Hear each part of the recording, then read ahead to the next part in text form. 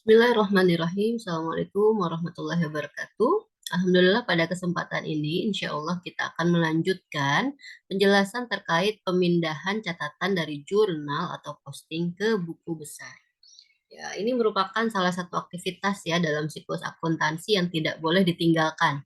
Jadi setelah kita mencatat di buku besar, selanjutnya yang harus kita lakukan adalah memindahkan atau memposting catatan di jurnal tersebut ke ledger atau ke buku besar.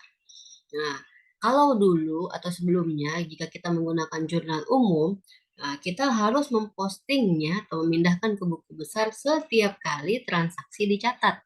Jadi begitu kita jurnal debitnya apa, kreditnya apa, maka itu harus langsung kita masukkan ke buku besar. Tapi ketika kita menggunakan jurnal khusus atau special journal, maka pemustingan ini bisa dilakukan secara berkala dan tentu ini lebih efisien. Ya, selain itu, dengan menggunakan jurnal khusus, kita juga bisa menambahkan fitur subsidiary ledger atau buku besar pembantu. Nah, buku besar pembantu ini fungsinya untuk apa? Untuk merinci ya, mendetailkan data dari akun tertentu yang butuh informasi tambahan. Contohnya misalnya kita punya buku besar piutang. Maka buku besar pembantu piutangnya atau subsidiary ledger untuk receivables tersebut maka berisi tentang piutang orang-orang yang punya piutang ke kita gitu ya atau pihak-pihak yang punya piutang ke kita. Sebaliknya juga begitu, ada buku besar pembantu utang. Maka kita bisa tahu nih kita punya tagihan ke siapa saja kepada siapa saja dari siapa saja begitu ya.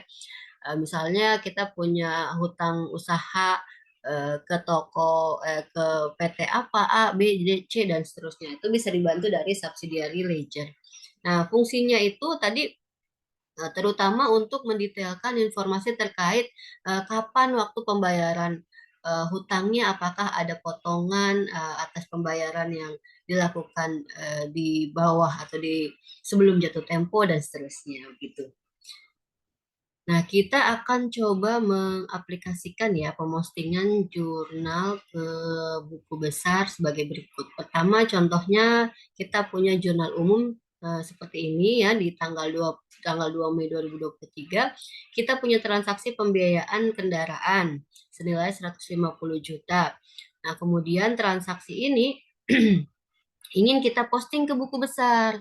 Pertama kita lihat dulu ada berapa akun yang kemudian perlu dibukakan ya, dibuatkan buku besarnya. Di sini ada 3 akun yang berbeda yaitu kendaraan, margin murabah tangguhan dan utang murabah. Karena ini transaksinya dianggap baru, kita buka lagi buku besarnya masing-masing. Buku besar kendaraan kita beri nomor akun 121. Nah, penomoran akun ini sesuai dengan ketentuan chart of account ya atau kode akun. Nah, kita catat bagaimana cara pencatatannya. Pertama kita buat dulu kolom buku besarnya. Kolom buku besar terdiri dari tanggal, keterangan, referensi, debit, kredit, saldo, debit, kredit. Nah, pertama tanggalnya berisi tanggal yang ada di jurnal umum, kita pindahkan ke buku besar. Ini menunjukkan transaksinya yang terjadi kapan. Kemudian keterangannya berisi transaksi ini transaksi apa sih? Oh, ternyata pembiayaan dari BSM gitu ya. Maka ditulis di sini pembiayaan. Kemudian referensi pada buku besar berisi apa? Berisi data tentang jurnalnya. Ada di mana? Oh, ada di jurnal umum. Berarti kita tulis JU misalnya. Kemudian di jurnal umum halaman berapa? Kita dapat datanya di sini halaman 55, berarti JU 55. Kemudian informasinya apa? Ada transaksi senilai 150 juta, maka 150 juta ini masuk ke debit. Ya, kemudian referensi yang ada di jurnal umum hanya kita catat ketika data tersebut sudah masuk ke buku besar. Ya, jadi debit dari 150 juta tadi sudah masuk ke saldo 150 juta, sudah selesai dicatat di buku besar, baru kita kemudian menuliskan referensi tersebut di dalam jurnal umum untuk mengecek bahwa ini sebagai alat kontrol ya, bahwa data ini atau transaksi ini sudah kita posting ke buku besar. Ya, kadangkala pada saat nanti kita membuat neraca saldo, kok saldonya nggak sama ya? Ternyata ada akun yang lupa dimasukkan ke pos atau diposting ke buku besar. Nah, fungsinya untuk ini nih, lihat apakah sudah masuk semua atau belum. Ya, demikian juga untuk akun margin merubah tangguhan, kita bikin dulu akunnya, kemudian susun buku besarnya, setelah itu kita posting datanya. Posting datanya berupa tanggal, keterangan, referensi debit dan kredit. Jadi saldo di debit dan kredit ini berisi berapa saldonya. Kalau kemudian nanti ada transaksi lagi, misalnya pembiayaannya ternyata dilunasi, misalnya karena pelunasan di sisi kredit, misalnya dilunaskan 10 juta, maka saldonya 150 dikurang kredit 10 juta. Karena lebih banyak di sisi debit 140 juta, maka di sini saldonya ditulis 140 juta. Demikian ya. Jadi saldo ini berisi berapa sih saldo akhir dari akun tersebut ya, akun yang kita buatkan buku besarnya. Ini untuk jurnal umum. Nah, kalau untuk jurnal khusus seperti apa? Ya, tadi kalau jurnal umum kita lakukan pemostingan setiap saat. Nah, saat melakukan pencatatan di jurnal, maka langsung diposting ke buku besar. Berbeda dengan jurnal khusus, ketika jurnal khusus kita bisa melakukan pemostingan secara berkala. Contoh di sini kita punya jurnal khusus berupa jurnal penjualan. Nah, kita punya jurnal berupa jurnal penjualan dengan informasi tanggal, nomor faktur, pembeli, referensi, syarat, dan transaksinya. Maka pada saat kita melakukan pemostingan ke buku besar atau general ledger, kita sama tadi dalam bentuk penyusunannya.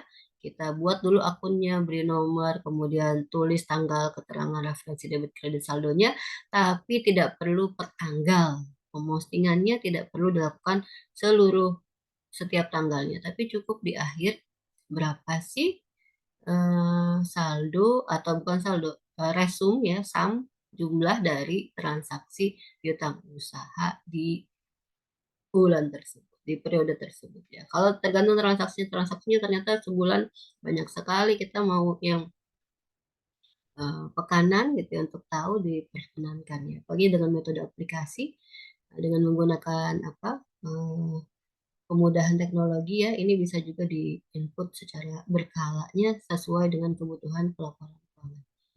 Kemudian tadi kita punya transaksi piutang, kemudian penjualan juga demikian. Nah, karena kita mau tahu nih piutangnya, piutang dari siapa saja, maka kita bisa buat subsidiary ledger-nya untuk pembantu piutang. Jadi kita mau tahu nih, misal contohnya kita punya 3 pelanggan tadi, maka pelanggannya itu siapa saja, kemudian transaksinya tanggal berapa, itu ada di subsidiary ledger. Jadi fungsi subsidiary ledger untuk tahu nih, oh ternyata yang masih punya piutang ke kita itu ada 3 toko, yaitu Laundryku, Toko Eli, dan Toko Sejuk senilai ini. Gitu. Nanti ketika terjadi pembayaran kita bisa lihat, oh misalnya Laundryku sudah melakukan pelunasan, kita bisa lihat saldonya 0. Oh yang belum bayar itu ya, belum melakukan pelunasan itu Toko A dan Toko B begitu.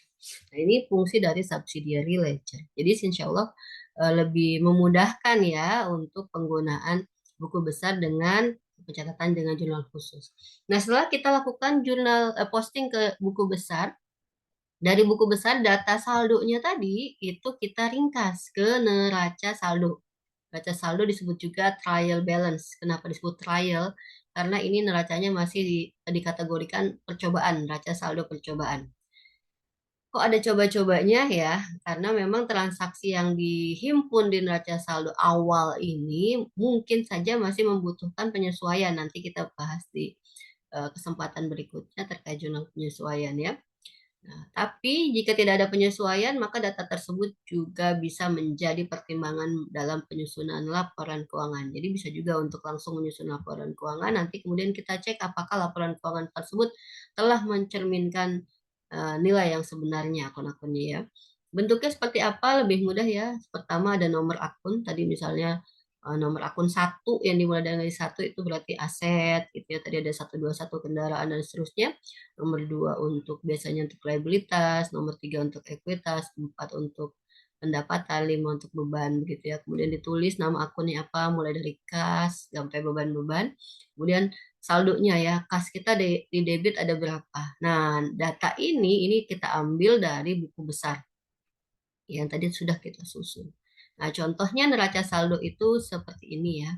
Kita tulis dulu nama perusahaannya, contohnya di sini PT Benru. Terus kemudian kita tulis neraca saldonya. Dan kemudian kita buat seperti ini. Ada nomor akun, kemudian ada nama perkiraannya, kemudian saldo masing-masing di debit dan kreditnya. Biasanya kita punya punya alat ukur apakah neraca saldo benar itu di bawah ya, ketika debit dan kreditnya balance ya.